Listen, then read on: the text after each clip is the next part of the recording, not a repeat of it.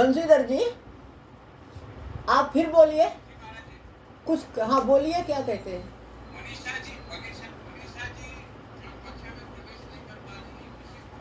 क्या कह रहे हैं? प्रवेश नहीं कर पा रही। मनीषा जी प्रवेश नहीं कर पा रहे। क्या क्या करना चाहिए? महाराज जी उसका कोई नेट वेट में प्रॉब्लम होगी महाराज जी। लिंक नहीं तो लिंक और तो सब जुड़ रहे हैं ना, बाकी जुड़ गई केवल वो नहीं। मतलब दोबारा जोड़ने उसकी से उसके मोबाइल में प्रॉब्लम है महाराज जी। कोई या तो उसको स्विच ऑफ आईडी करके गलत दोबारा चलाई जाता। स्विच ऑफ करा के दोबारा चालू करवाएं महाराज जी। कल आरंभ हुआ था। जी तो कल 2 सूत्र बताए गए थे, 3 सूत्र। जी अर्थवत धातु प्रत्यय प्रातिपदिकम सूत्र क्या करता है? प्रातिपदिक संज्ञा। प्राथमिक समय करता है। किसकी प्रातिपदिक संज्ञा करता है? शब्द स्वरूप की। जी किसकी? शब्द स्वरूप की। शब्द स्वरूप का क्या अर्थ होता है? शब्द। शब्द शब्द की प्रातिपदिक संज्ञा करता है। कैसे शब्द की? अर्थवान शब्द। अर्थवान शब्द की, अर्थ वाले शब्द की प्रातिपदिक संज्ञा करता है। जी अर्थ रहित शब्द की प्रातिपदिक संज्ञा करेगा? नहीं करेगा। और अर्थ वाले शब्द की प्रातिपदिक संज्ञा करता है यदि धातु अर्थ वाली हो, प्रत्यय अर्थ वाला हो, प्रत्यांत अर्थ वाला हो तो होगी प्रातिपदिक संज्ञा। नहीं। किसे छोड़कर? धातु प्रत्यय प्रत्ययांतम। तीनों को छोड़ना है ना जी। धातु को छोड़कर, प्रत्यय को छोड़कर और प्रत्यांत को छोड़कर अर्थ वाले शब्द स्वरूप की प्रातिपदिक संज्ञा होती है। ठीक है। जी हाँ, धातु को बताया था क्रियापद होते हैं और प्रत्यय जिसे सुवोग्य शब्द आते हैं, आ रहे हैं, और प्रत्यय जिसके अंत में है उसे क्या कहते हैं? प्रत्यांत। हाँ। तो अर्थ वाले शब्द स्वरूपी प्रातिपदिक संज्ञा होती है। हमने बताया था कि संस्कृत व्याकरण में 2 पक्ष माने जाते हैं, व्युत्पन्न पक्ष एक अव्युत्पन्न पक्ष। व्युत्पन्न पक्ष जिस पक्ष में शब्द को प्रकृति और प्रत्यय को मिलाकर, प्रकृति और प्रत्यय को मिलाकर शब्द बनाया जाता है, उस पक्ष को क्या कहते हैं? व्युत्पन्न पक्ष में अर्थ करने की बहुत सुविधा रहती है। अर्थ करने की बहुत सुविधा रहती है व्युत्पन्न पक्ष में। ऐसे जैसे बताया था ना, पाच का करते क्या है? पाक का करता, पाठ का करते पाठ करता है ना, धाव का करते कि दौड़ने का करता, धावन क्रिया का करता। तो और एक अव्युत्पन्न पक्ष होता है जिसमें प्रकृति प्रत्यय की कल्पना नहीं होती है, जिसमें प्रकृति और प्रत्यय की कल्पना। जिस पक्ष में प्रकृति और प्रत्यय की कल्पना होती है उस पक्ष को कहते हैं व्युत्पन्न पक्ष, और जिस पक्ष में प्रकृति और प्रत्यय की कल्पना नहीं होती है उसे क्या कहते हैं? अव्युत्पन्न पक्ष। तो प्रकृति प्रत्यय प्रत्यय की प्रातिपदिक संज्ञा। तो अब ध्यान देना, अर्थवत धातु प्रत्यय प्रातिपदिकम या सूत्र प्रातिपदिक संज्ञा करता है किस पक्ष में? अव्युत्पन्न पक्ष में। अव्युत्पन्न पक्ष में, ठीक है। और कृत तद्धित समासाश्च सूत्र प्रातिपदिक संज्ञा किस पक्ष में करता है? व्युत्पन्न पक्ष में। व्युत्पन्न पक्ष में क्या होता है कि प्रकृति और प्रत्यय की कल्पना की जाती है, प्रकृति और प्रत्यय को मिलाकर शब्द बनाया जाता है। तो शब्द के अंतर्गत प्रकृति होती है और प्रत्यय भी होता है। तो शब्द के अंतर्गत प्रकृति और प्रत्यय की कल्पना की जाती है। शब्द में प्रकृति और प्रत्यय की कल्पना किसमें? शब्द में। अब कृत तद्धित समासाश्च सूत्र कहता था कृदंत तद्धितांत और समास की प्रातिपदिक संज्ञा होती है।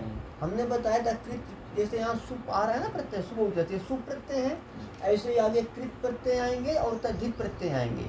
तो कृत प्रत्यय जिसके अंत में उसे क्या कहेंगे? कृदंत, और तद्धित प्रत्यय जिसके अंत में उसे क्या तद्धितांत। तो कृदंत तद्धितांत और समास की प्रातिपदिक संज्ञा होती है। कृदंत का अर्थ है कृत प्रत्यांत, है ना, और तद्धित का अर्थ क्या है? तद्धित प्रत्यांत। मतलब कृत प्रत्यांत, तद्धित प्रत्यांत और समास की प्रातिपदिक संज्ञा होती है। तो प्रत्यांत आ गया ना, तो ये आएगा व्युत्पन्न पक्ष में सूत्र प्रातिपदिक संज्ञा करेगा। कृत तद्धित समासाश्च सूत्र प्रातिपदिक संज्ञा किस पक्ष में करेगा? व्युत्पन्न पक्ष में। कृत तद्धित समासाश्च सूत्र का अर्थ क्या लिखा है बोलो? कृदंत तद्धितांत तथा समास की प्रातिपदिक संज्ञा होती है। देखना, कृदंत तद्धितांत शब्द की, क्या? कृदंत तद्धितांत शब्द की।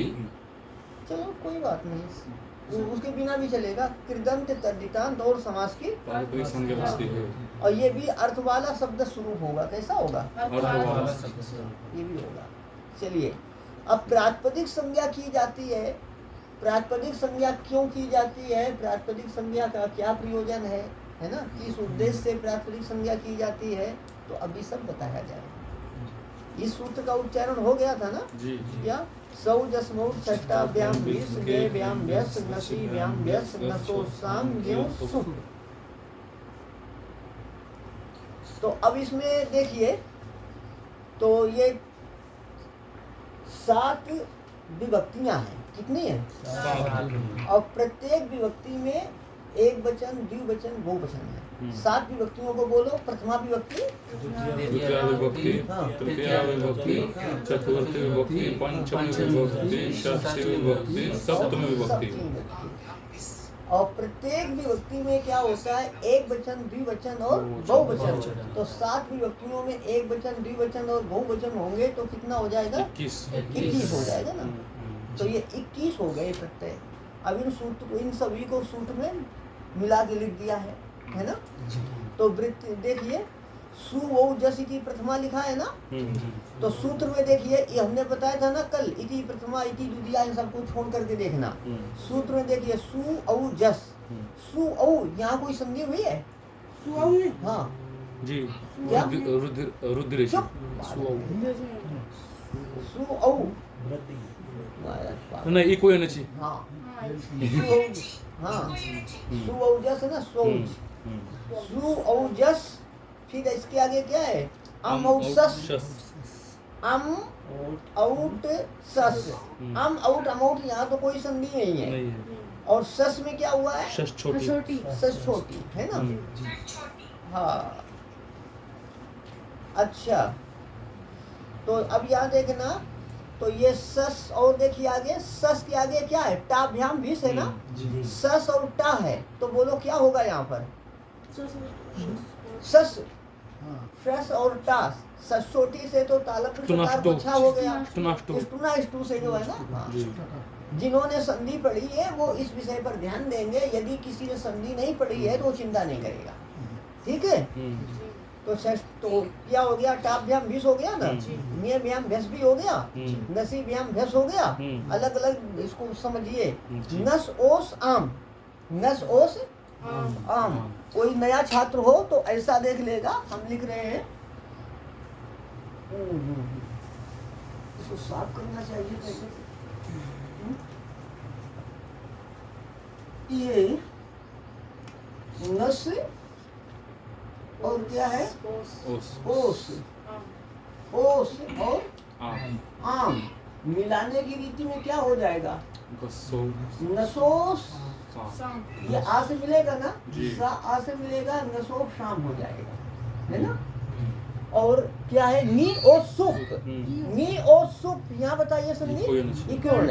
हाँ ठीक है। तो जो संधि पढ़े हैं उनके लिए बताया गया, नहीं पढ़े हैं तो कोई बात नहीं है। ये अच्छी तरह सूत्र याद करना है ना। और ये भी याद रखना, सुऔजसति प्रथमा, अमौससति द्वितीया, टाभ्याम विसति तृतीया, नेम्याम व्यसति चतुर्थी, नसीभ्याम व्यसति पंचमी, नस ओस आमिति षष्ठी, नी ओस सुपिति सप्तमी। अब देखिए, स्पीकर म्यूट करके रखिए। स्पीकर बंद कर दो अपने। हाँ, स्पीकर बंद करो। अब देखो, ये इतना पाठ कल हुआ था जी, है ना? जी। अब चलेंगे न्याप प्रातिपदिकात, ज्ञाप प्रातिपदिकात, न्याप प्रातिपदिकात। ज्ञाप प्रातिपदिकात। हाँ बोलिए बबलू, न्याप प्रातिपदिकात बोल। न्याप प्रातिपदिकात, न्याप प्रातिपदिकात न्याप प्रातिपदिकात, बोल। न्याप बोल, न्याप म्याप, न्याप याप, ंगा बोल। इनसे अभ्यास करो इन लोगों से। न्याप न्याप प्रातिपदिकात, प्रातिपदिकात, एक साथ बोलो, न्याप प्रातिपदिकात। इसको बार बार अभ्यास कराओ, है ना? अलसी आदमी है ये। न्याप प्रातिपदिकात है पंचमी एक वचनांत। कैसा है? पंचमी। हाँ, न्याप प्रातिपदिकात पंचमी एक वचनांत पद है। इस सूत्र में एक ही पद है। और दूसरा सूत्र क्या है? प्रत्यय, प्रथमा एक वचनांत है। इसके आगे सूत्र क्या है? परश्चा, या परह चा, परह परह प्रथमा एक वचनांत है, चा अव्यय पद है। जो लोग पद ना समझ सके, नए छात्र, तो कोई चिंता नहीं करें। परश्चा, परह प्रथमा एक वचनांत है, चा अव्यय पद है।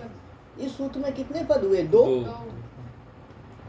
न्याय प्रातिपदिका 4-1-1 चतुर्थ अध्याय के प्रथम पाद का प्रथम सूत्र है, और प्रत्यय तृतीय अध्याय के प्रथम पाद का प्रथम सूत्र, और परस्या तृतीय अध्याय के प्रथम पाद का द्वितीय द्वितीय सूत्र सूत्र है। अब देखिए, इनकी वृत्तियां नहीं लिखी हैं, जैसे अर्थवत धातु प्रत्यय, ये देखिए 1 मिनट, न्याय प्रातिपदिका प्रत्यय परस्या, ये तीनों अधिकार सूत्र हैं। तीनों कैसे हैं? अधिकार सूत्र है ना। इनका अधिकार कहाँ तक जाएगा? पंचम अध्याय की समाप्ति तक। पंचम अध्याय की पंचम अध्याय देखो, प्रत्येक अध्याय में 4 पाद होते हैं। अष्टाध्यायी में प्रत्येक अध्याय में क्या होते हैं? 4 पाद। हाँ, प्रत्येक अध्याय में 4 पाद होते हैं। तो पंचम अध्याय की समाप्ति तक, मतलब पंचम अध्याय के चतुर्थ पाद की समाप्ति तक, है ना।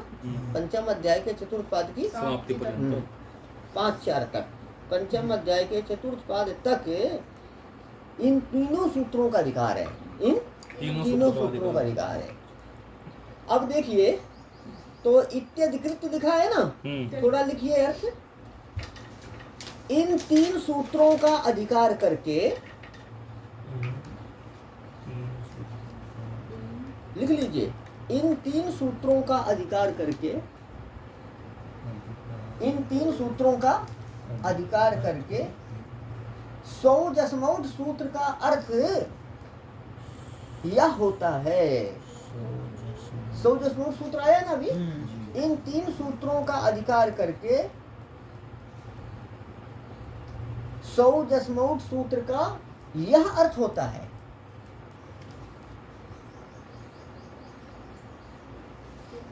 यह अर्थ होता है। पेन चाहिए? ले जाना इसको, चल ले लो। हाँ, यह अर्थ होता है। लो, आगे लिखना। अब देखिए, ठीक है, यह अर्थ होता है। लिखिए न्यंत। देखो न्यंत, न्यंत ऐसे लिख सकते हैं, और ऐसे भी लिख सकते हैं क्या इसको? न्यंत। हाँ, न्यंत आवंत और प्रातिपदिक से पर। न्यंत आवंत और प्रातिपदिक से पर सु आदि प्रत्यय होते हैं। न्यंत आवंत और प्रातिपदिक से पर सु आदि प्रत्यय होते हैं। लिखा जी। अब दोबारा देखिए, आपने लिखा है ना इत्याधिकृत लिखा है ना। इन 3 सूत्र क्या लिखा? इन 3 सूत्रों का अधिकार करके 100 दशमौट इस सूत्र का अर्थ यह होता है। इन 3 सूत्रों का अधिकार करके 100 दशमौट इस सूत्र का यह अर्थ होता है। क्या अर्थ होता है तो बताते हैं। न्यंत आवंत और प्रातिपदिक से पर सु आदि प्रत्यय होते हैं। ध्यान देना कि 100 दशमौट सूत्र के आगे क्या लिखा था? सुऔदसिति प्रथमा अमौसौसिति द्वितीया। तो जो वृत्ति होती है ना, वृत्ति क्या होता है? वाक्य का अर्थ ही होता है। वृत्ति किसे कहते थे? सूत्रार्थ बोधकम वाक्यम वृत्ति। सूत्र के अर्थ का बोध कराने वाले वाक्य को क्या कहते हैं? वृत्ति। तो 100 दशमौट सूत्र का अर्थ ऊपर नहीं कहा गया, इसका अर्थ ऊपर नहीं कहा गया। क्यों नहीं कहा गया? क्योंकि 100 दशमौट सूत्र न्याय प्रातिपदिकात प्रत्यय और परस्या इन तीनों सूत्रों के अधिकार में आता है। इन तीनों सूत्रों के अधिकार में आता है। तो पहले अधिकार सूत्र को कहा जाएगा और बाद में उसका अर्थ किया जाएगा। इन 3 सूत्रों का अधिकार करके, किन 3 सूत्रों का अधिकार करके? न्याय प्रातिपदिकात प्रत्यय और परस्या, इन 3 सूत्रों। अब संख्या देखो, न्याय प्रातिपदिकात की संख्या 4-1-1, प्रत्यय परस्या की 3-1-1। तो ध्यान देना, इन तीनों सूत्रों का अधिकार पंचम अध्याय की समाप्ति तक है, मतलब पंचम अध्याय के चतुर्थ पाद पर्यंत है तीनों सूत्रों का अधिकार। तो प्रत्यय सूत्र का अधिकार कहाँ तक है? पंचम अध्याय की समाप्ति पर्यंत, समाप्ति तक। तो अब देखना, प्रत्यय 3-1-1 है, तो प्रत्यय के अधिकार में 100 दशमौट सूत्र है या नहीं, ये बताइए। है? जी है। कितना 100 की संख्या क्या है? 4 1 2 और प्रत्यय का अधिकार कहाँ तक है? 5वें अध्याय की समाप्ति पर्यंत। हाँ, तो प्रत्यय सूत्र के अधिकार में 100 सूत्र आ गया। जी। अब परस्या की संख्या क्या है? 3 1 2 और परस्या का अधिकार कहाँ तक है? 5वें अध्याय की समाप्ति पर्यंत। तो बताइए परस्या सूत्र के अधिकार में 100 सूत्र आया कि नहीं आया? आया। आया ना। जी। और ज्ञाप प्रातिपदिकात का अधिकार भी कहाँ तक है? 5वें अध्याय की समाप्ति पर्यंत। तो उसके ज्ञाप प्रातिपदिकात की संख्या कितनी है? 4 1 1 और इसका अधिकार कहाँ तक है? 5वें अध्याय की समाप्ति तो पर्यंत। ज्ञाप प्रातिपदिकात के अधिकार में 100 सूत्र आया ना। जी। हाँ, तो उनके अधिकार में वो कहा गया है, इसलिए पहले अधिकार सूत्रों का उल्लेख किया। ज्ञाप प्रातिपदिकात प्रत्यय के अधिकार में आएगा ना? नहीं, ठीक है, ठीक आपका कहना है ना। प्रत्यय के अधिकार में या प्रत्यय का अधिकार, परस्या का अधिकार 5वें अध्याय की समाप्ति तक है, तो उसके अधिकार में ये भी आ गया, कह सकते हैं। और शेष कल बता देंगे, है ना, वहां तक है। अब देखिए, क्योंकि अधिकार सूत्र विधि सूत्र के लिए अधिकार कर चलाते हैं, अधिकार सूत्र अधिकार के सूत्र के लिए कुछ नहीं करेगा, है ना। चलिए, अधिकार सूत्र का अधिकार रहेगा विधि सूत्रों पर, अधिकार सूत्र का अधिकार सूत्र पर अधिकार नहीं रहेगा। अब देखो आप, तो इत्याधिकृत का अर्थ है इन 3 सूत्रों का अधिकार करके। किन 3 सूत्रों का अधिकार करके? ज्ञाप प्रातिपदिकात प्रत्यय परश्च। तो इत्याधिकृत का अर्थ हुआ इन 3 सूत्रों का अधिकार करके। तो अभी इत्याधिकृत से स्पष्ट बोध नहीं होता है, तो इन 3 सूत्रों का अधिकार करके 100 इस सूत्र का यह अर्थ होता है ना जी। ये इत्याधिकृत को समझने के लिए इतना समझना पड़ेगा। तो क्या अर्थ होता है, किस सूत्र का अर्थ होता है? 100 का। और 100 सूत्र का क्या अर्थ है? तो अर्थ ये है, न्यंत आबंत और प्रातिपदिक से पर सु आदि प्रत्यय होते हैं। अब सुनो कैसे अर्थ हुआ। न्याप प्रातिपदिकात में जो नी आप है ना, तो नी के साथ अंत जोड़ो तो क्या होगा? न्यंत। नी के साथ अंत जोड़ो तो न्यंत, और आप के साथ अंत जोड़ो तो आबंत। आया ना। तो न्याप प्रातिपदिकात का अर्थ क्या हुआ? न्यंत, आबंत और प्रातिपदिक। प्रातिपदिक से पंचमी है ना। परस्य का क्या अर्थ हुआ? परे। परस्य का क्या अर्थ हुआ? परे। और स्वादि कहा है ना, तो सु आदयः। सु आदयः 100 सूत्र के आदि में क्या है? सु। तो सु आदि, आदि से क्या लेंगे? पूरा। कौन कौन? नहीं, जब सु है तो आदि से क्या लेंगे? सु। चुप। 20 कौन कौन नाम ले स्पष्ट। औजस। हाँ, सु आदि, तो सु को नहीं कहना, आदि से हम, आदि से क्या लेंगे? औजस, अमौजस। हाँ, सु आदि प्रत्यय होते हैं। एक बात आप ध्यान रखना, ये 21 प्रत्यय को सुप कहते हैं। क्या कहते हैं? सुप। जैसे ध्यान देना, जब अण प्रत्यार कौन कौन वर्ण आते हैं? आ ई उ। पहले आ ले लिया, बाद में क्या ले लिया? आ ई उ, बीच के आ गए ना। ठीक है। अश प्रत्यार में 9 आएंगे ना, आ से लेकर के चा तक। तो ध्यान देना, 100 सूत्र में सबसे आदि में क्या लिखा है? कौन सा अक्षर लिखा है? सु। और सबसे अंतिम में कौन सा वर्ण लिखा है? पा। पा है ना। आदि में सु है और अंतिम में क्या है? पा। तो सुप कह देंगे ना, तो सुप कहने से सभी का ग्रहण हो जाएगा। सुप कहने से सभी पकड़ में आ जाएंगे। बात है समझ में? सुप कहने से कितने आते हैं? 21। ठीक है। सुप कितने हैं? 21। सुप 21 है। और सु आदि प्रत्यय होते हैं। सु आदि, आदि से कितने? एक तो सु कह दिया, आदि से कितने को लेंगे? 20 को। और आदि को। ठीक है। तो ये अर्थ जो है ना, ये न्याबंतात, आवंतात, प्रातिपदिकात च परे स्वादया प्रत्यय स्यु, इसको समझो। न्यंतात, आवंतात, प्रातिपदिकात च, प्रातिपदिकात च, प्रातिपदिकात, न्यंतात, आवंतात च, प्रातिपदिकात। ठीक है। न्यंत से, आवंत से और प्रातिपदिक से पर सु आदि प्रत्यय होते हैं। किससे पर होते हैं? ज्ञात, आवंत से और प्रातिपदिक से पर सु आदि प्रत्यय होते हैं। तो सु आदि क्या है? ये प्रत्यय है। सु आदि क्या है? ये प्रत्यय। और प्रत्यय जिससे किया जाता है उसे प्रकृति कहते हैं। लिख लो संक्षेप में, प्रत्यय जिससे किया जाता है उसे प्रकृति कहते हैं। है ना। प्रत्यय जिससे किया जाता है उसे प्रकृति कहते हैं।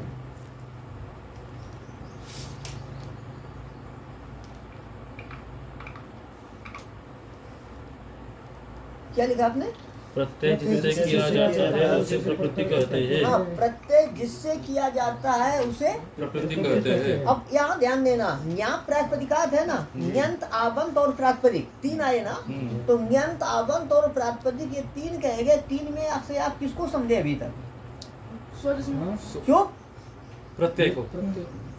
क्या पूछ रहा हूँ मैं? प्रातिपदिक को न्यंत आबंत और प्रातिपदिक तीन कहेगा ना सूत्र में, तो न्यंत आबंत और प्रातिपदिक ये तीन कहेगा। इन तीनों में से अभी तक किसे बताया गया? प्रातिपदिक प्रातिपदिक को बताया गया। न्यंत और आबंत को तो अभी नहीं बताया गया। नहीं जी।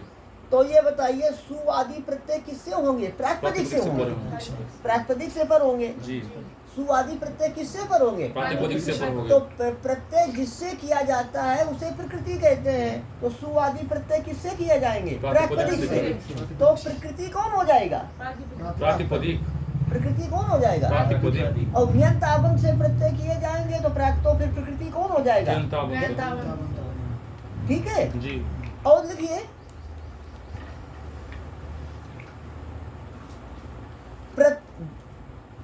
आपने क्या लिखा था पहले? प्रत्यय जिससे किया जाता है उसे प्रत्यय। अच्छा, प्रत्यय जिससे किया जाता है। अब किसे बताना है? प्रत्यय को है। प्रकृति से पर जिसे किया जाता है। पर समझते हैं बाद में। प्रकृति से या ऐसा करना, प्रकृति से पर जिसे किया जाता है,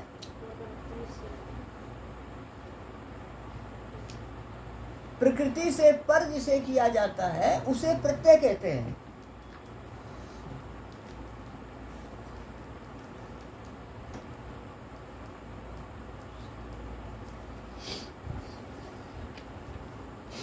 प्रकृति से पर जिसे किया जाता है उसे प्रत्यय कहते हैं। समझ में आता है? जी।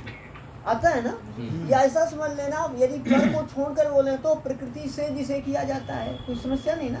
प्रकृति से पर जिसे किया जाता है उसे क्या कहते हैं? प्रत्यय। तो प्रातिपदिक क्या हो गई आपकी? प्रकृति। उससे पर किए जाएंगे सुऔजस अमौजस, तो इन्हें क्या कहा जाएगा? प्रत्यय। इन्हें क्या कहा जाएगा? प्रत्यय। अच्छा, अब आप अच्छी तरह ध्यान देंगे। आप न्याय प्रातिपदिकात का अधिकार होने के कारण, न्याय प्रातिपदिकात के अधिकार में सौजस मोट सूत्र है जी। तो अधिकार में होने के कारण सुऔजस किससे पर होंगे? प्रातिपदिक से परे। न्यंत आबंत और प्रातिपदिक से पर होंगे। क्यों? क्योंकि न्यंत आबंत और प्रातिपदिक के अधिकार में है, तो प्रत्यय न्यंत आबंत और प्रातिपदिक से पर होंगे। ठीक है। और प्रत्यय के अधिकार में सौजस मोट सूत्र है कि नहीं है? इसलिए सौजस मोट को कहा जाएगा प्रत्यय, है ना। प्रत्यय के अधिकार में है, इसलिए सौजस मोट क्या कहा जाएगा? प्रत्यय। क्यों? कैसे? वो सौजस मोट प्रत्यय, ये आप कैसे समझेंगे? प्रत्यय के अधिकार में है। सौजस मोट प्रत्यय से आप कैसे समझेंगे? क्योंकि वो प्रत्यय के अधिकार में है। ठीक है। और परस्या के अधिकार में होने से क्या होगा? वो पर में होंगे। बात है समझ में? जी। ठीक है। अब बताइए, न्याबंतात आबंतात प्रातिपदिकात च परे स्वादयः प्रत्ययः स्यु, ये किस सूत्र की वृत्ति है? इस सूत्र की वृत्ति है। समझ गए? हाँ, ये नहीं सोचना है परस्या की वृत्ति है ना। ये सौजस्मौत की वृत्ति है। सौजस्मौत के साथ इसका संबंध है जी। और ये तीन सूत्रों के अधिकार में आता है, इसलिए पहले इसकी वृत्ति नहीं लिखी, अधिकार सूत्रों का उल्लेख करके ही वृत्ति लिखी गई। अब प्रातिपदिक तो समझ में आया ना कि व्युत्पन्न पक्ष में प्रातिपदिक संज्ञा होगी कृत तद्धित समास से, और अव्युत्पन्न पक्ष में प्रातिपदिक संज्ञा किससे होगी? प्रातिपदिकम से प्रातिपदिक संज्ञा होगी। ठीक है। अब ये दो तो आपके थे संज्ञा सूत्र। कौन? अथवा धातु प्रत्यय प्रातिपदिकम और कृत। पन्ना को पलटता है, बताया जाए उसको सुनो, मैं जोर जोर देने से बात समझ में आएगा। अथवा धातु प्रत्यय प्रातिपदिकम और कृत तद्धित समासाश्च, ये दो क्या है? संज्ञा सूत्र है ना। और सौजस्मौट ये विधि सूत्र है। ये क्या है आपका? विधि सूत्र। और न्याय प्रातिपदिकात प्रत्यय परस्या, ये तीन क्या है आपका? अधिकार सूत्र है ना। हाँ। अब देखिए, प्रातिपदिक तो समझ में आया, ण्यंत और आबंत आपको स्त्री प्रत्यय प्रकरण में मिलेंगे। लघु सिद्धांत कौमुदी ग्रंथ के आरंभ में है संज्ञा प्रकरण। आरंभ में क्या है? संज्ञा प्रकरण। और अंत में क्या है? स्त्री प्रत्यय प्रकरण है। तो स्त्री प्रत्यय प्रकरण में क्या मिलेगा? ण्यंत और आबंत। संक्षेप में हम बताए देते हैं ण्यंत आबंत को, संक्षेप में बताए देते हैं। ये ण्यंत बताया ना मैंने जी। तो ये ण्यंत का मतलब है, ण्यंत है ना, जी। आप ऐसा समझना, नी से लेना है नीप, जो समझ सके समझ ले, नहीं तो कोई बात नहीं। नीप से लेना है, नी है ना, नी, नी से लेना है नीप, नीश और नींद। नीप, नीस, नींद तीनों में क्या है? नी है जी। तीनों में क्या है? नी। तो नी से लेना है नीप, नीस, नींद। और न्यंत, न्यंत का आ गया है ना, तो फिर न्यंत का अर्थ क्या हो जाएगा जानते हैं? ये नीप, नीप प्रत्यांत और नीप, नीस, नींद प्रत्यय है। तो नीप, नीस, नींद को क्या कहेंगे? नी। नीप, नीस, नींद को क्या कहेंगे? नी। और नी जिसके अंत में है उसे न्यंत कहेंगे। नहीं समझे? आदि में है ना। चुप, फालतू बात करता है ये। नीप, नीस, नींद को क्या कहेंगे? नी। आदि पादी करता है। नीप, नीस, नींद तीन को क्या कहते हैं? नी। हाँ। ये तरीका ठीक ना हो तो ऐसा अलग से लिखो, नीप, नीस, नींद इन तीनों को नी कहते हैं। ऐसा कहने से समझ में आता है कि नहीं आता है? जी। आता है ना। इसका क्या मतलब है? नीप, नीस, नींद इन तीनों को नी कहते हैं। बीच में समझाने के लिए लगा हुआ है, आदि नहीं कह सकते हैं। गणित के सवाल जैसा है। नहीं महाराज जी। हाँ। ये गीप, गीश और गिन, हाँ। इनको क्या कहेंगे? गिन तो कहेंगे। एक चुप, नी कहेंगे। गी कहेंगे। हाँ। नीप, नीस, नींद। देखो ये कोई, ये तीन है ना प्रत्यय, तीनों में कोई एक ऐसा अक्षर बताइए जो तीनों में हो। नी। पा तीनों में है? नहीं। शा तीनों में है? नहीं। ना तीनों में है? तीनों में क्या है? नी। तो नी कहने से इन तीन का ग्रहण होगा। नी कहने से तो नी का क्या? देखो न्यंत का अर्थ क्या है? नी जिसके अंत में है उसे न्यंत कहते हैं। तो नी किसे कहेंगे? नीप, नीस, नींद। नीप, नीस, नींद को क्या कहेंगे? नी। और नी जिसके अंत में है उसे कहेंगे न्यंत। बताइए समझ में। और एक शब्द क्या आपका? आबंत। क्या है आपका? आबंत है ना। तो आप किसे कहेंगे?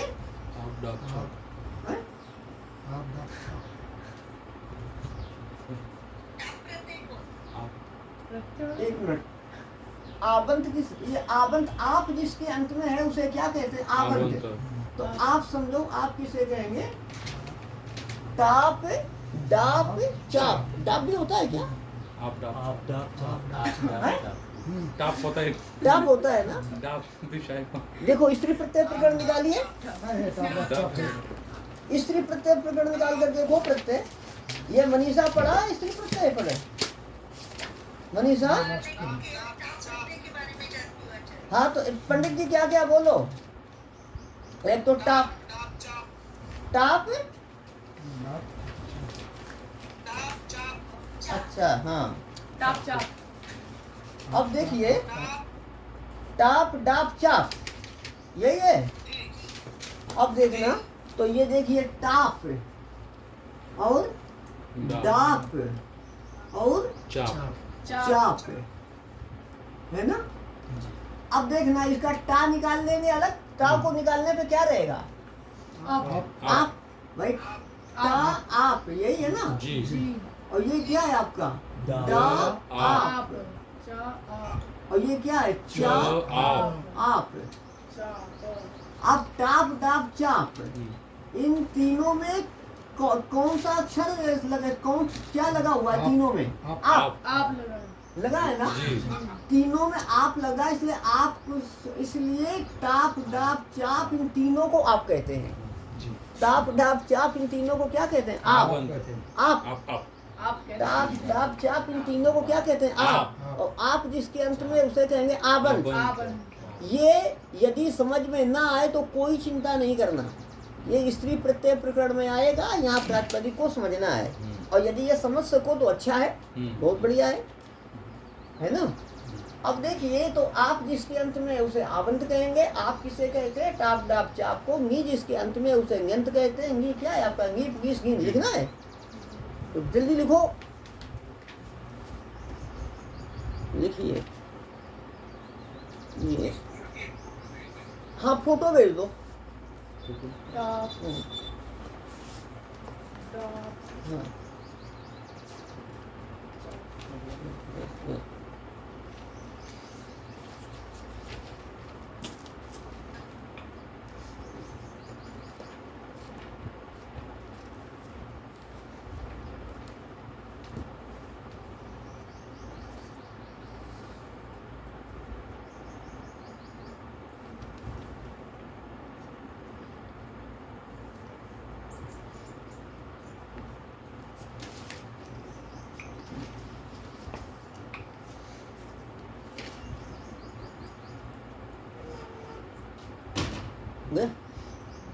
हाँ जी, तो नीप का मतलब नीम गीस नीन है ना। नी का क्या अर्थ है?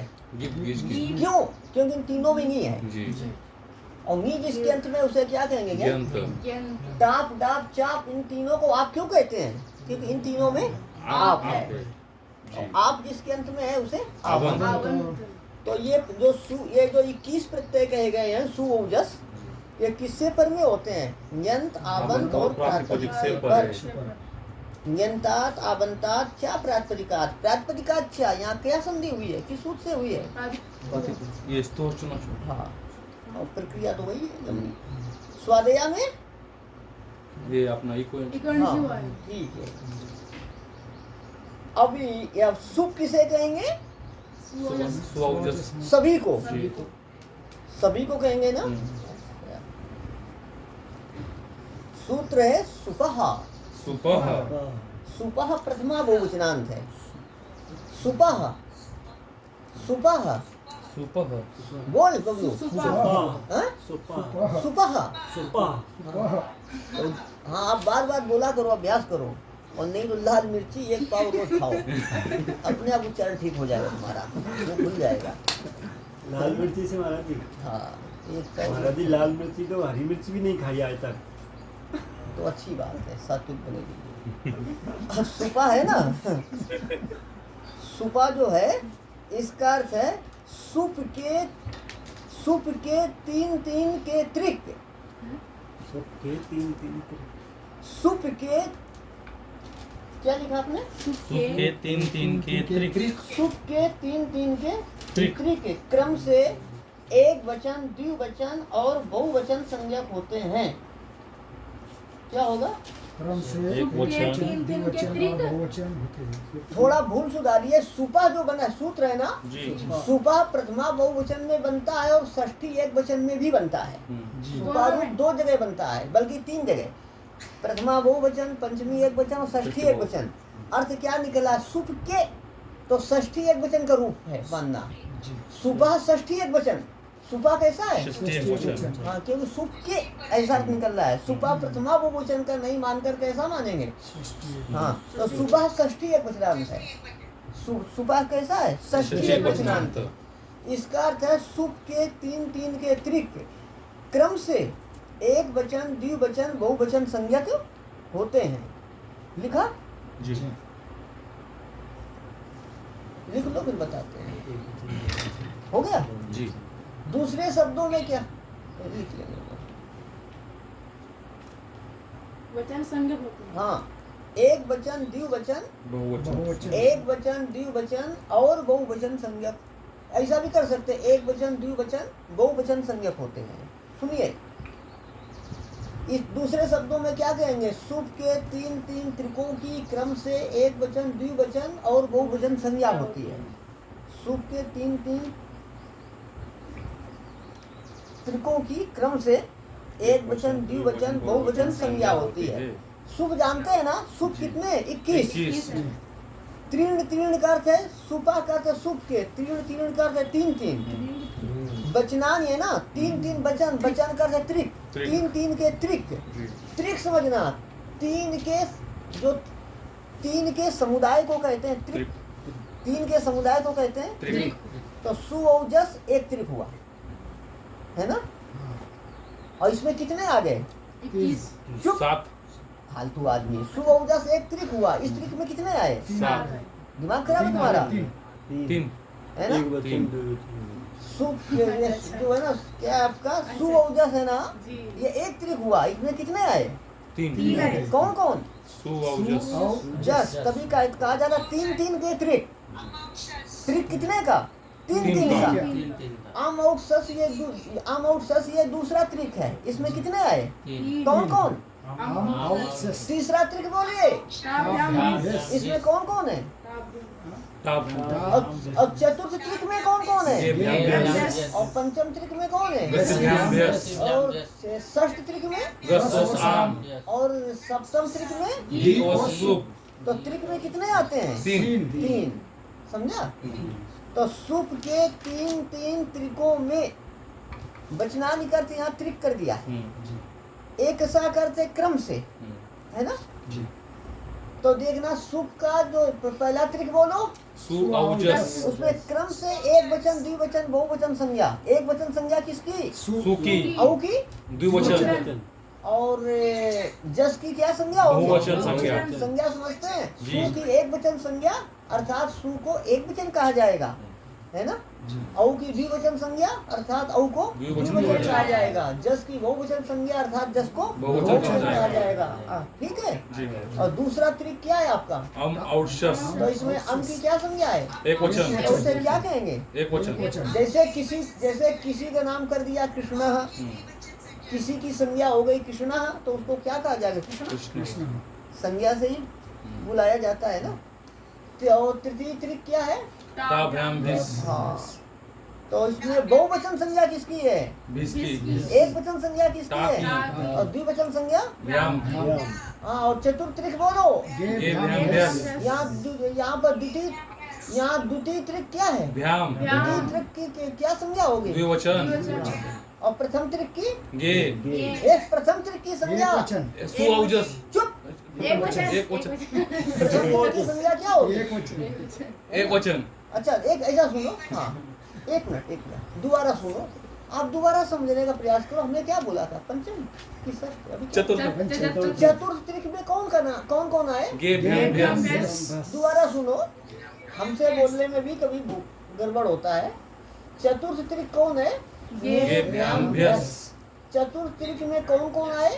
गे भ्याम भ्यास तीन आए ना। जी इसमें तृतीय, पर चतुर्थ त्रिक में तीन आए। तो चतुर्थ त्रिक में जो तृतीय है उसको त्रिक नहीं कहेंगे। त्रिक तो तीनों को मिलाकर कहते हैं। त्रिक तीनों को मिला के एक को त्रिक नहीं कहेंगे।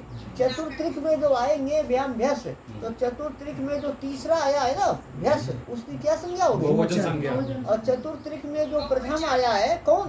गे उसकी क्या संज्ञा एक होगी? वचन संज्ञा। और चतुर्थ त्रिक में जो दूसरा आया है क्या? भ्याम उसकी क्या संज्ञा होगी? द्विवचन अच्छा, अब बताइए कि जो आपका सप्तम त्रिक है ना, तो सप्तम त्रिक में जो ओस आता है उसकी क्या संज्ञा होगी? बहुवचन संज्ञा हाँ। द्विवचन संज्ञा। द्विवचन अच्छा, और सप्तम त्रिक में जो प्रथम होता है ना उसकी बहुवचन संज्ञा हो जाएगी।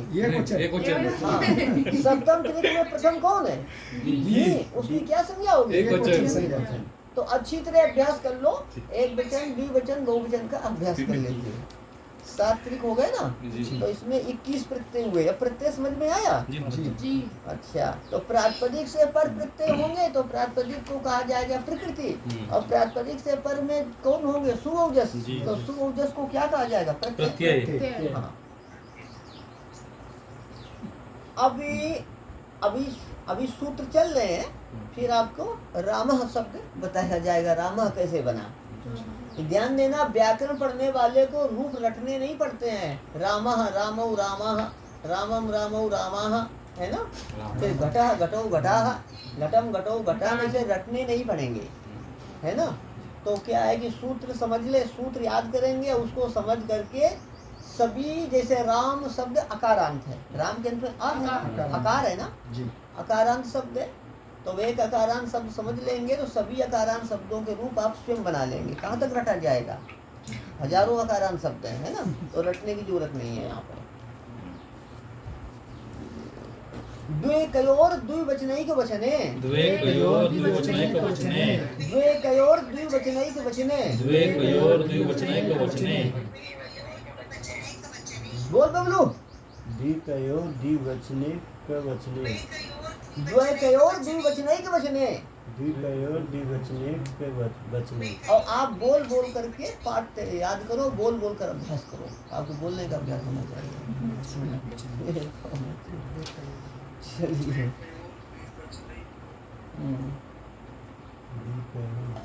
यहाँ द्वे-कयोः और द्विवचनैक वचने क्या है? द्वे-कयोः द्वे-कयोः द्विवचनैक वचने, द्विवचनैक वचने। ये होगा। तो द्वे-कयोः सप्तमी द्विवचनांत, द्वे-कयोः सप्तमी द्विवचनांत, द्विवचनैक वचने प्रथमा द्विवचनांत, द्वे-कयोः सप्तमी द्विवचनांत, द्विवचनैक वचने प्रथमा एक वचनांत। द्वे-कयोः क्या? द्वे-कयोः में से द्विवचन एक वचन संज्ञा। चुप। द्विवचनैक वचने कितने वक्त मार्च? द्विवचनैक वचने प्रथमा द्विवचनांत है। दो पद है ना सूत्र में। जी। पहला पद क्या है? द्वे-कयोः, द्वे-कयोः। और दूसरा पद क्या है? द्विवचनैक वचने। हाँ। प्रथम पद कैसा है? सप्तमी द्विवचनांत। और द्वितीय पद सप्तमी द्विवचनांत। द्वे-कयोः सप्तमी द्विवचनांत। और बाद वाला द्विवचनैक वचने प्रथमा द्विवचनांत। यहाँ द्वि-एकयोः संधि पढ़ने वाले बताएं क्या संधि लगी है? यहाँ क्या होगा? हाँ, दा वा ई। ह्रस्वी होता है ना द्वि में, द्वि में ह्रस्वी होता है। क्रम क्या वर्णों का? दा वा ई। ई को या हो जाएगा, दा वा ई को या हो गया। और द्विवचनैक वचने में संधि बता सकते हैं? वृद्धि है ना, द्विवचन एक वचन। चलिए, द्वित्वैकत्वयो रेते स्तः है ना, द्वित्वैकत्वयो रेते स्तः, द्वित्वैकत्वयोः एते स्तः, द्वित्वैकत्वयोः एते स्तः। अर्थ लिखो। द्वित्व की विवक्षा होने पर द्विवचन और एकत्व की विवक्षा होने पर एक वचन होता है। द्वित्व की विवक्षा होने पर द्विवचन और एकत्व की विवक्षा होने पर एक वचन होता है।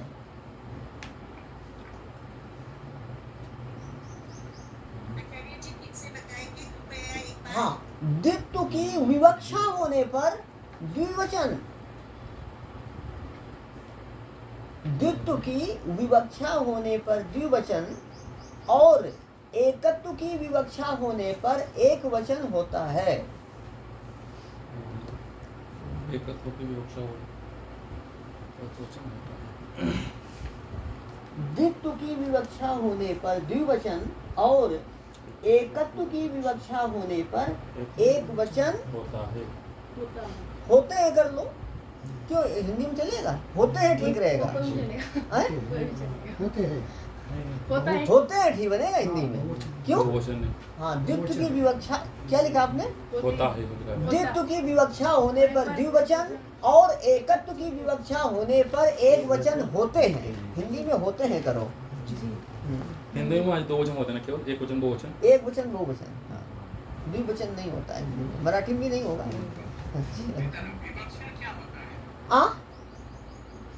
विवक्षा का अर्थ होता है वक्तुम इच्छा, कहने की। देखना, विवक्षा वक्तुम इच्छा विवक्षा, वक्तुम इच्छा विवक्षा। वक्तुम इच्छा का अर्थ है कहने की इच्छा। कहने की इच्छा को विवक्षा कहते हैं। कहने की इच्छा को विवक्षा। लोग कहते हैं हम ऐसा कहना चाहते हैं, हम ऐसा कहना चाहते हैं। हमारी यह कहने की इच्छा है, हमारी यह कहने की इच्छा है। अथवा कहिए हमारी यह विवक्षा है। हम यह कहना चाहते हैं, हमारी यह कहने की इच्छा है, अथवा हमारी यह विवक्षा है।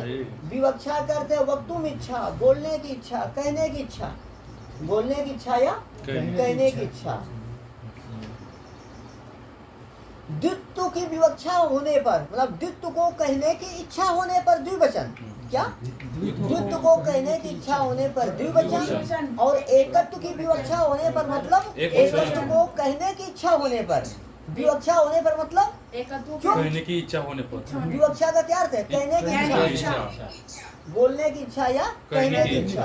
तो द्वित्व की विवक्षा होने पर अर्थात द्वित्व को कहने की इच्छा होने पर, द्वित्व को बोलने की इच्छा होने पर द्विवचन, और एकत्व की विवक्षा होने पर अर्थात एकत्व को कहने की इच्छा होने पर एक वचन होते हैं। ठीक है, तो द्वित्व की विवक्षा होने पर कौन सा वचन होगा? द्विवचन। और एकत्व की विवक्षा होने पर एक एक वचन। वचन होगा। ठीक है, जी। एक वचन, द्विवचन, बहुवचन किस सूत्र से मालूम हुआ आपको? द्वैत और द्विवचन। नहीं सुपर। सुपा सूत्र से। एक वचन, द्विवचन और बहुवचन किस सूत्र से मालूम? सुपा सूत्र से। सुपा सूत्र संज्ञा सूत्र है। एक वचन, द्विवचन, बहुवचन संज्ञा करता है ना। जी। सुपा सूत्र क्या करता है? एक वचन, एक द्विवचन, द्विवचन, बहुवचन बहुवचन संज्ञा करता है, तो ये संज्ञा सूत्र हो गया। ठीक है, और द्वयो कयोर द्विवचनैक वचने कैसा सूत्र होगा? विधि सूत्र होगा। ये विधान कर रहा है। द्वित्व की विवक्षा होने पर द्विवचन होता है और एकत्व की विवक्षा होने पर एक वचन होता है। अभी देखो, जो पाठ कल से चल रहा है तो उसको लेकर परेशान नहीं होना, बहुत सरल है, बहुत आसान है। भोजन तो खाना सब जानता है, और बनाने के लिए कितना परिश्रम करना पड़ता है। गेहूं लाओ, उसका आटा पीसो, उसको क्या है कि उसको पानी में भिगाओ, फिर उसका गोली बनाओ, फिर चूल्हा जलाओ और उसको बेलिए, फिर तवा के ऊपर डालिए, चूल्हा जलाइए, सेकिए। कितनी परेशानी लगती है। जब बन जाता है तब कैसा लगता है? वो बहुत अच्छा लगता है। ऐसे ही जब अभी रूप सिद्ध होंगे तो आपको बहुत अच्छा लगेगा, है ना। तो बहुत अच्छा लगेगा, ऐसा होती है, बहुत अच्छा लगेगा। तो कच्चा लग रहा महाराज। ये सभी रूप सिद्धि के लिए सभी प्रयास चल रहा है। तो द्वित्व का अर्थ होता है आपका दो संख्या। दो संख्या। द्वित्व का क्या अर्थ है? दो संख्या। और एकत्व का क्या अर्थ है? एक संख्या, है ना। द्वित्व का अर्थ है दो संख्या, एकत्व का अर्थ है एक संख्या। ऐसा अर्थ है। तो ये द्वयो कयोर द्विवचनैक वचन। उदाहरण देखिए, जैसे कि सुवौजस है ना, राम है ना, हमें दो राम को कहने की इच्छा होगी तो द्विवचन औ आएगा। राम शब्द है, राम प्रातिपदिक है, दो राम को कहने की इच्छा है तो द्विवचन औ आएगा। द्विवचन औ आएगा। राम औ बनेगा राम औ। कैसे बनेगा? आगे आने वाला है। एक राम को कहने की इच्छा है तो एक वचन आएगा सु। राम से एक वचन क्या आएगा? सु। तो बनेगा रामः। कैसे बनेगा? आगे बताया जाएगा। ठीक है, राम शब्द जब दो राम कहने को इच्छा है तो द्विवचन आएगा क्या? औ। एक राम को कहने की इच्छा है तो एक वचन क्या आएगा? सु, है ना। ठीक है, और अभी इसके उदाहरण आने वाले हैं। ऐसा अच्छी बात है। जहाँ समझ में ना आए तो बिना संकोच के पूछेंगे। जो पूछता है, प्रश्न करता है, वही सफल, अधिक सफलता उसी को मिलती है ना। पढ़ना का मतलब मौन होकर पढ़ना, ये पढ़ना नहीं है। पढ़ना है कि जहाँ समझ में ना आए स्पष्ट पूछे, समझे, समझने का प्रयास करे और पूछे, समझ में ना आए। एक सूत्र और देखेंगे, विरामोशानम। विरामोशानम। विरामोशानम। विरामोशानम। यहाँ विरामः अवसानम, दो पद हैं। विरामः प्रथमा एक वचनांत है, अवसानम भी प्रथमा एक वचनांत है। विरामः प्रथमा एक वचनांत, अवसानम प्रथमा एक वचनांत। दो पद हैं, दोनों प्रथमा एक वचनांत हैं। ठीक है, या संज्ञा सूत्र है। कौन? ये कैसा सूत्र है? संज्ञा सूत्र। हाँ, यह संज्ञा सूत्र संज्ञा करते हैं, अवसान संज्ञा करेगा यह सूत्र। विरामः अवसानम, विराम की अवसान संज्ञा। किसकी? विराम की। विराम का अर्थ होता है अभाव। विराम का क्या अर्थ है? अभाव।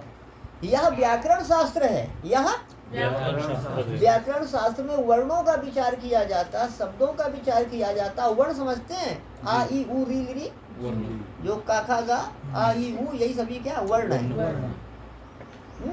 यही क्या आपका वर्ण है। तो विराम की अवसान संज्ञा होती है। विराम करते अभाव। व्याकरण शास्त्र में वर्ण का विचार किया जाता है, तो किसका विराम? वर्णों का। वर्णों का। किसका विराम? वर्णों का। और विराम का क्या अर्थ है? अभाव। तो वर्णा नाम अभावो अवसान संज्ञा स्यात्। लिखिए, वर्णों का अभाव अवसान संज्ञक होता है, या वर्णों के अभाव की अवसान संज्ञा होती है, दोनों कर सकते हैं। वर्णों का अभाव अवसान संज्ञक होता है। क्या लिखेंगे? वर्णों का अभाव, वर्णों का अभाव अवसान संज्ञक होता है। ठीक है, लिखा। वर्णों का अभाव अवसान संज्ञक होता है। इसी को दूसरे शब्दों में क्या कह सकते हैं? वर्णों के अभाव की अवसान संज्ञा होती है। वर्णों के अभाव की अवसान संज्ञा होती है। हाँ, वर्णों के अभाव की अवसान संज्ञा होती है। ठीक है। जी। जिसकी अवसान संज्ञा होगी उसे कहेंगे अवसान संज्ञक। अवसान संज्ञक कर दे, अवसान संज्ञा वाला। जिसकी अवसान संज्ञा होती उसे क्या कहते हैं? विरामः करते क्या हुआ? अभावः। किसका अभाव? वर्णानाम अभावः। वर्णों का अभाव अवसानम करते अवसान संज्ञा। वर्णों का अभाव अवसान संज्ञक होता है, अथवा कि ये वर्णों के अभाव की अवसान संज्ञा होती है। जिसका अभाव होता है उसकी नहीं भैया, नहीं, और उसको क्या बोलते हैं लास्ट वाली जो आपने बोली? वर्णों के अभाव के अभाव की अवसान संज्ञा होती है। वर्णों का अभाव अवसान संज्ञक होता है, अथवा वर्णों के अभाव की अवसान संज्ञा होती है। एक ही तात्पर्य है। समझने के लिए किसी भी प्रकार समझ जाओ तो मैं दो प्रकार से बता देता हूँ। मेरा स्वभाव है किसी प्रकार समझ में आए, फिर भी नहीं आए तो पूछो। एक और आपने बताया था इसको अवसान संज्ञक कहते हैं। अरे हमने बताया जिसकी अवसान संज्ञा होती उसे अवसान संज्ञक कहा जाता है ना। जिसकी अवसान संज्ञा होती उसे क्या कहते हैं? अवसान संज्ञक। ये कहा मैंने कि वर्णों का अभाव अवसान संज्ञक होता है। अवसान संज्ञक का क्या मतलब हुआ? जिसकी अवसान संज्ञा होगी उसे अवसान संज्ञक कहेंगे। हाँ, उसे अवसान संज्ञक कहते हैं। तो अभी जितनी संज्ञाएं की गई हैं, जिसका सभी का उपयोग होगा, अभी रामः प्रयोग की सिद्धि में सभी का उपयोग होगा। ठीक है, रामा की सिद्धि में सभी का उपयोग होगा। और इस प्रकरण में संज्ञा सूत्र कौन कौन है? अथवा धातु प्रत्यय प्रातिपदिकम कृत तद्धित समासाश्च सुपः सुपः और विरामो अवसान। इतने संज्ञा सूत्र आए। हाँ, और विधि सूत्र कौन कौन है? सौजस्मौत और द्विवचनैक वचने, है ना। और ये अधिकार सूत्र कौन है? ज्ञा प्रातिपदिका प्रत्यय परश्च। अब द्वयोकयोर द्विवचनैक वचने की वृत्ति एक बार और देखना। द्वित्व एकत्वयोः एतेस्तः। तो सूत्र क्या है आपका? देखो इस सूत्र में द्वयोकयो है ना। क्या है आपका? द्वयोकयो का अर्थ है द्वित्व एकत्वयोः। द्वयोकयो का क्या अर्थ है? द्वित्व एकत्वयोः। वहाँ द्वयोकयो में द्वि एकयो है ना। द्वयोकयो में क्या है? द्वि एकयो। तो द्वि का अर्थ हो गया द्वित्व और एक का अर्थ हो गया एकत्व। द्विकयो सूत्र में है ना। द्वि एकयो, द्वि का क्या अर्थ हुआ? द्वित्व। एक अर्थ क्या हुआ? एकत्व। तो द्विकयो का अर्थ क्या हो गया? द्वित्व एकत्वयो। द्वित्व की विवक्षा और एकत्व की विवक्षा में एते का अर्थ है ये दोनों। एते से लेना है द्विवचन और एक वचन। एते का अर्थ है ये दोनों। रूप चलते ऐसा एते एता। एते का अर्थ ये दोनों। कौन कौन? द्वित्व और एकत्व। चुप, फालतू बात करता है। एक वचन द्विवचन। क्रम से बोल। द्विवचन और एकवचन। द्विवचन और एक वचन। द्विकयो का अर्थ हुआ द्वित्व एकत्वयो। और एते का अर्थ क्या हुआ? द्विवचन और एक वचन। सीधा सीधा सूत्र का अर्थ क्या होगा? द्वित्व और एकत्व की विवक्षा में द्विवचन और एक वचन होते हैं। क्या अर्थ होगा? द्वित्व और एकत्व की विवक्षा में द्विवचन और एक वचन होते हैं। यथा संबंधेशा समानाम से क्रम से करेंगे तो द्वित्व की विवक्षा में द्विवचन और एकत्व की विवक्षा में एक वचन। ठीक है। द्वित्व और एकत्व की विवक्षा में द्विवचन और एक वचन होते एक वचन होते हैं। अर्थ यही लिखा है आपने? जी महाराज। द्वित्व की विवक्षा में होने पर द्विवचन और एकत्व की विवक्षा होने पर एक वचन होता है। ये स्पष्ट है और ये सरलता इससे स्पष्ट समझाने के लिए है। और सीधा अर्थ क्या निकल रहा है? द्वित्व और एकत्व की विवक्षा होने पर क्रम से द्विवचन और एक वचन होते हैं। है ना। द्वित और एकत्व की विवक्षा होने पर द्विवचन और एक वचन होते हैं। समझ में आता है। जी महाराज। जो समझाया जाता है उसका बार बार मनन करना चाहिए। जिस तरह हम बताते हैं उस तरह पुनः पुनः चिंतन करना चाहिए। हम पढ़ाते समय हमारे जो समझ में नहीं आए उसी समय पूछो। यहाँ समझ गए, बाद में घर में जा कर के पुनः विचार करने पर कुछ समझ में नहीं आया तो आ करके आरंभ में ही पूछ लेना चाहिए। पाठ शुरू होने से पहले ही पूछ लो, है ना। पढ़ाते समय पूछ लो, फिर भी कोई असुविधा है तो अगले दिन आकर पूछ लो। अच्छा रहे कि 1 घंटे जो पढ़ा जाए उसका 3 घंटे यदि मनन किया जाए तो पूरे जीवन विस्मृत नहीं होगा, कभी भी ग्रंथ देखेंगे लग जाएगा। तैयारी होना चाहिए। तो महाराज जी ये